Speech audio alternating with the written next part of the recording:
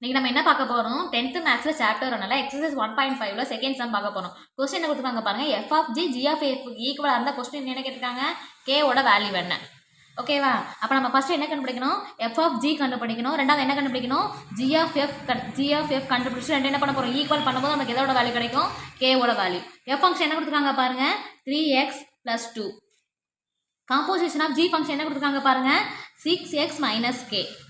அப்போ நம்ம என்ன பண்ண போகிறோம் எக்ஸ் இருக்கிற இடத்துல என்ன பண்ண போகிறோம் ஜி ஃபங்க்ஷன் ரீப்ளேஸ் பண்ண போகிறோம் 3 × எக்ஸுக்கு பதில் 3x - k + 2 3 உள்ள கொண்டு போய் மல்டிப்ளை பண்ணுங்கள் 6 3 சார் 18x திரும்ப மல்டிப்ளை பண்ணுங்கள் 3யோட கேவை மல்டிப்ளை பண்ணால் -3k + 2 ரெண்டாவது என்ன கண்டுபிடிக்க போகிறோம் g of f G function என்ன கொடுத்துருக்காங்க பாருங்கள் 6x - k composition of f function என்ன கொடுத்துருக்காங்க 3x + 2 நம்ம என்ன பண்ண போகிறோம் எக்ஸ் இருக்கிற இடத்துல நம்ம என்ன பண்ண போகிறோம் எஃப் ஃபங்க்ஷனை ரீப்ளேஸ் பண்ண போகிறோம் அப்போ 6 அப்படியே வச்சுக்கோங்க எக்ஸுக்கு பதில் 3x + 2 - k 6 உள்ள கொண்டு போய் மல்டிப்ளை பண்ணுங்கள் நெக்ஸ்ட் அப்போ 6 3 சார் 18x 6 × 2 என்ன வரும் 12 - k நம்மளுக்கு கொஸ்டின் என்ன கொடுத்துருக்காங்க எஃப் ஆஃப் ஜியும் ஜி ஆஃப் எஃப் எப்படி இருக்குது ஈக்குவல்னு சொல்லியிருக்காங்க அப்போ ரெண்டு என்ன பண்ணுங்கள் ஈக்குவல் பண்ணுங்கள் அப்போ 18x - 3k + 2 ஈக்குவல் டு இங்கே என்ன கொடுத்துருக்காங்க 18x + 12 - k ஏம்மா இங்கே என்ன ஆயிரும் 18k என்ன ஆயிரும் கேன்சல் ஆனால் இங்கே என்ன இருக்குது ப்ளஸில் இருக்குது இங்கே வரும்போது என்ன வரும் மைனஸ் வச்சு ரெண்டு கேன்சல் ஆயிரும் 3k அப்படியே எழுதிக்கோங்க